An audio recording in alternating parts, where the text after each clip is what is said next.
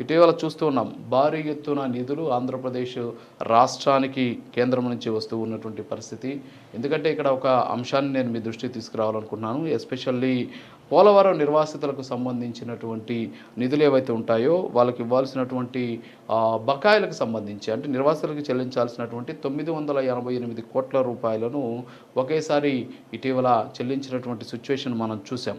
అయితే గతంలో అంటే 2023లో నాకు తెలిసి ఒక సమావేశంలో ఆగస్టు 7వ తేదీన ముఖ్యమంత్రిగా ఉన్నటువంటి జగన్మోహన్ రెడ్డి గారు పోలవరం నిర్వాసితులతోటి కొన్ని అంశాలను ఆయన చెప్పడం జరిగింది. కేంద్రం కరుణిస్తే తప్ప మేమేమీ చేయలేము అనేసి చెప్పినటువంటి పరిస్థితి. కానీ 5 ఏళ్ల కాలంలో కేవలం పోలవరం నిర్వాసితులకు ఇవ్వాల్సినటువంటి నిధులకు కూడా రాబట్టలేనటువంటి పరిస్థితుల్లో జగన్మోహన్ రెడ్డి గారు ఉన్నారు అని చెప్పేసి అనేక రకాలైనటువంటి విమర్శలు ఉన్నాయి. ఏమంటారు రామారావు గారు?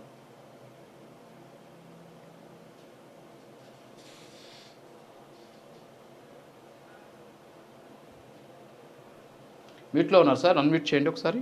రామారావు గారు మీట్లో ఉన్నారు మీరు. ఓకే ఓకే సరే. నమస్కారం అండి రాజు గారు. ముందుగా మీకు అట్లాగే ప్యానల్ ప్రతినిధులుగా వచ్చేసినటువంటి ప్రసాద్ గారికి, శీల వెంకటేశ్వరరావు గారికి, మిగతా జాయిన్ అయినటువంటి ప్రతినిధులందరికీ కూడా నమస్కారం. మీరు ఇక్కడ ఒక అంశం చెప్పారండి, ఏదైతే పోలవరం పరిధిలో నిర్వాసితులకు వాళ్ళ సమావేశంలో కేంద్ర ప్రభుత్వం సహాయం చేస్తే తప్ప మేము మీకు ఆసరాగా సహాయం అందించలేమని చెప్పి జగన్ గారు చెప్పారని. వాస్తవంగా ఈ ప్రాజెక్టు విభజన చట్టం పరిధిలో ఉన్నటువంటి ప్రాజెక్టు, కేంద్ర ప్రభుత్వమే చేయాల్సినటువంటి ప్రాజెక్ట్ అండి. ఈ నిర్వాసితులకు 2018 డిసెంబర్ కల్లా మొత్తం కూడా చెల్లిస్తామని ఆనాడు చంద్రబాబు నాయుడు చెప్పి ఆ హామీని ఆయన విస్మరించాడండి. ఇది గమనించాలా. అట్లాగే మీరు చెప్తా ఉన్నారు చాలా నిధులు వస్తున్నాయి ఆంధ్రప్రదేశ్కు. నిధులు వస్తే మరి రైతులకు సంబంధించినటువంటి సహాయం ఎందుకు చేయట్లేదు? నిధులు వస్తే విద్యార్థులకు సంబంధించినటువంటి బకాయిలు ఎందుకు పెండింగ్ ఉంటున్నాయి? అట్లాగే నిరుద్యోగ భృతి ఎందుకు చెల్లించట్లేదు? 3 సిలిండర్లు సూపర్ 6 పథకాల్లో ఇచ్చినటువంటి హామీలను ఎందుకు 3 సిలిండర్లు కానీ, బస్సు మహిళలకు ఉచిత బస్సు ప్రయాణం అనే అంశాలు కానీ, అట్లాగే రైతాంగానికి ఇస్తామన్నటువంటి ఆర్థిక సహాయం కానీ ఎందుకు చెల్లించట్లేదు అనేది మనం గమనించాలండి. ఇక్కడ కేవలం కేంద్ర ప్రభుత్వం అమరావతి కానీ, మీరే చెప్పారు, అమరావతికి కానీ మరి ఈ యొక్క ప్రాజెక్టులకు కానీ ఏదైనా సరే అప్పులుగా సమకూరుస్తున్నారు తప్ప గ్రాంట్లుగా ఏమీ వాళ్ళు ఇస్తున్నటువంటి పరిస్థితి లేదండి. ఇక్కడ బీహార్ లాంటి రాష్ట్రం, ఆ రాష్ట్రానికి అవసరం లేకపోయినా కూడా ప్రత్యేక హోదా కావాలని అక్కడ ముఖ్యమంత్రి నితీష్ కుమార్ గారు చాలా గట్టిగా డిమాండ్ చేస్తున్నారండి. ఇవాళ బీహారు, ఆంధ్రప్రదేశ్కి సంబంధించిన ఎంపీల మద్దతుతోటే కేంద్ర ప్రభుత్వంలో సర్కారు డిపెండెన్సీ అయి ఉంది. ఇటువంటి పరిస్థితుల్లో మన యొక్క న్యాయమైనటువంటి డిమాండ్లు, గొంతెమ్మ కోరికలు అవసరం లే, న్యాయమైనటువంటి డిమాండ్లు అయితే విభజన చట్టంలో పొందుపరిచినటువంటి డిమాండ్లను సాధించుకోవాల్సినటువంటి అవసరం ఉందండి ప్రభుత్వానికి. ఇక్కడ ప్రభుత్వం ఏం చేస్తుందంటే రోజు రోజుకు కూడా డైవర్షన్ పాలిటిక్స్ కు అట్లాగే తమ మార్కు ఏదైతే ప్రచారానికి ప్రాధాన్యత ఇస్తుంది తప్పితే, అట్లాగే గత ప్రభుత్వం ఏదైతే జగన్మోహన్ రెడ్డి గారి ప్రభుత్వం మీద విమర్శలు చేయడానికి సమయం కేటాయిస్తుంది తప్పితే మరొకటేం కనిపించట్లేదండి. ఇక్కడ పోలవరం ప్రాజెక్ట్ అనేది నిజంగా ఒక ఏదైతే పోలవరం ప్రాజెక్ట్ అథారిటీ కానీ లేకుంటే సిడబ్ల్యూసి కానీ కేంద్ర జలశక్తి ప్రమాణాల మేరకు గనక ఇక్కడ పనులు గనక చంద్రబాబు నాయుడు హయాంలో చేస్తున్నట్లయితే 2022కే కంప్లీట్ అయి ఉండేదండి. ఇది మనందరూ తెలిసిన అంశమే. ఎందుకంటే పోలవరం అంశానికి వచ్చేటప్పటికి ఏదైతే స్పిల్వే, ఏదైతే మిగులు వాటర్ను, ఏదైతే ప్రాజెక్ట్ నిర్మాణం పరిధిలో ఉన్నటువంటి ఆ పరిస్థితిని నీళ్లు మళ్లించడానికి స్పిల్వే పూర్తి చేయాల్సింది, దాన్ని అట్లా పెట్టేసి ఆగమేఘాల మీద ఏదైతే తమ అనుయాయులైనటువంటి కాంట్రాక్టర్లకు లబ్ధి చేకూర్చడానికి ఏదైతే రామోజీరావు వియ్యంకుడు నవయుగ కంపెనీకి, అట్లాగే యనమల వియ్యంకుడు పుట్టా సుధాకర్ యాదవ్ కంపెనీకి లబ్ధి చేకూర్చడం కోసమే కాపర్ డ్యామ్ పనులు కూడా కాకుండానే మరలా మెయిన్ డ్యామ్, బిడ్ డ్యామ్కు సంబంధించినటువంటి పనులు మొదలు పెట్టేటటువంటి విధానాన్ని అనేక సంస్థలు తప్పట్టినాయండి.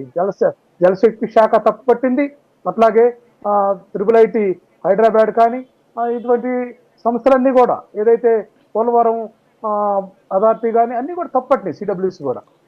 ఇట్లా ఏదైతే అనాలోచితంగా రామారావు గారు ఏదైతే చేయాల్సిన 25 పనులు చేయకుండా చేయటం ఎంపీ వల్ల సీట్లు ఈ ఇస్తే రాష్ట్రం నష్టం కేంద్రం సంభవించింది. మెడలు వంచుతాను, కేంద్రం నుంచి భారీ ఎత్తున నిధులు రప్పిస్తాను, కేంద్రం నుంచి ప్రత్యేక హోదా తెప్పిస్తాను, ఎట్టి పరిస్థితుల్లో కూడా ఒప్పుకునేది లేదు, ప్రత్యేక ప్యాకేజీకి అంగీకరించేది లేదు, నాకు మెజారిటీ స్థానాలు నాకు ఇవ్వండి, ఖచ్చితంగా కేంద్రం మెడలు వంచుతాను అన్న జగన్మోహన్ రెడ్డి గారు 5 ఏళ్ల కాలంలో ఏం చేశారు? చంద్రబాబు నాయుడు గారు మీరు చెప్పినట్టు చేతగాని వాడు అని అంగీకరిస్తే జగన్మోహన్ రెడ్డి కూడా చేతగాని వాడుగా అంగీకరిస్తారా? ఇక్కడ ఒకటండి, 23 మంది ఎంపీలు ఆంధ్రప్రదేశ్ నుంచి వచ్చిన ఆ రోజు భారతీయ జనతా పార్టీకి ఎన్డీఏ ప్రభుత్వం ఏర్పాటుకు తగినన్ని సీట్ల కంటే ఎక్కువ మెజార్టీ సీట్లు వచ్చినాయండి. అక్కడ కలిసి వచ్చింది, అక్కడ వాళ్ళకి కేంద్ర ప్రభుత్వానికి జగన్మోహన్ రెడ్డి గారికి కలిసి రాని అంటున్న అంశం ఈరోజు చంద్రబాబు నాయుడు గారికి కలిసి వచ్చింది. ఎందుకంటే ఈ యొక్క సీట్లతోటి ఇక ఎన్డీఏ ప్రభుత్వం ఆధారపడి ఉంది కేంద్రంలో. ఖచ్చితంగా ఈయన ఏదైతే గతంలో రాహుల్ గాంధీ తోటి కలిసి ఆ రోజు కూడా రాజ్యసభలో బిల్లులకు వైసీపీ సపోర్ట్ చేయకపోతే, రాజ్యసభలో అత్యధిక బలం ఉన్నటువంటి వైసీపీ ఆ రోజు సపోర్ట్ చేయకుండా ఎదురు తిరుగుంటే ఖచ్చితంగా బీజేపీ ఖచ్చితంగా వైసీపీకి అనుకూలంగా ఆంధ్రప్రదేశ్కి నిధులు ఇచ్చేది. కానీ ఆ ప్రయత్నం జరగలేదు. నిజంగా మీరు ఆత్మసాక్షిగా చెప్పండి, ఇప్పుడు వస్తున్నటువంటి నిధులకి గతంలో వచ్చినటువంటి నిధులకు బేరీజ్ వేసుకొని, మీరు బహుశా అప్పుడు కూటమిలో లేరు, కానీ కేంద్ర ప్రభుత్వం పెట్టినటువంటి ప్రతి బిల్లును కూడా వైసీపీ సమర్థించింది. అది అందరూ కూడా రాష్ట్ర ప్రజలు చూశారు. అయితే ఇప్పుడు నేను అడుగుతున్నటువంటి ప్రశ్న ఏంటంటే, చంద్రబాబు నాయుడు గారు 2014-19లో అసమర్థుడైతే 2019-24 మధ్య కాలంలో జగన్మోహన్ రెడ్డి కూడా అసమర్థుడిగా మనం లెక్కేసుకోవచ్చా? నేను అడిగిన స్ట్రైట్ క్వశ్చన్కి స్ట్రైట్ ఆన్సర్ ఇవ్వండి ప్లీజ్. స్ట్రైట్గా చెప్తానండి. ఇక్కడ రాజ్యసభ అనేటువంటిది అంత ప్రామాణికత కాదండి. ఇక్కడ పార్లమెంట్లో ప్రవేశపెట్టినటువంటి బిల్లులను రాజ్యసభ ఆటోమేటిక్గా జరిగేటటువంటి అంశాన్ని మనము ఇక్కడ ఒత్తిడి పెంచడానికి ఉపయోగించడానికి వీలైనటువంటి పరిస్థితి ఉందండి. అట్లాగే నేనేం చెప్తానంటే, అనేక బిల్లులను ఏదైతే భారతీయ జనతా పార్టీ ప్రతిపాదించినటువంటి అనేక మంచి బిల్లులను జగన్మోహన్ రెడ్డి గారి ప్రభుత్వం ఖచ్చితంగా సపోర్ట్ చేసిందని చెప్తున్నానండి. అదేవిధంగా చాలా బిల్లులను కూడా వ్యతిరేకించింది. చాలా బిల్లులను కూడా ప్రైవేట్ బిల్లులను కూడా ప్రవేశపెడితే భారతీయ జనతా పార్టీ నేతృత్వంలోని ఎన్డీఏ వ్యతిరేకించింది. ఎందుకంటే ఉదాహరణకు చట్టసభల్లో బీసీలకు రిజర్వేషన్ కల్పించాలని ఆనాటి పార్లమెంటరీ పార్టీ నాయకుడు విజయసాయి రెడ్డి గారు ప్రైవేట్ బిల్లు తీసుకొస్తే దాన్ని ఎన్డీఏ కూటమి తీవ్రంగా వ్యతిరేకించి దాన్ని అబాస్పాలు చేసినటువంటి విధానం అది వైసీపీ ప్రవేశపెట్టినటువంటి బిల్లు కాదు చెప్పండి. అట్లాగే విశాఖ ఉక్కుకు సంబంధించి కూడా తీవ్రంగా పార్లమెంట్లో వ్యతిరేకించింది, దాన్ని ప్రైవేటీకరణ చేయొద్దంది.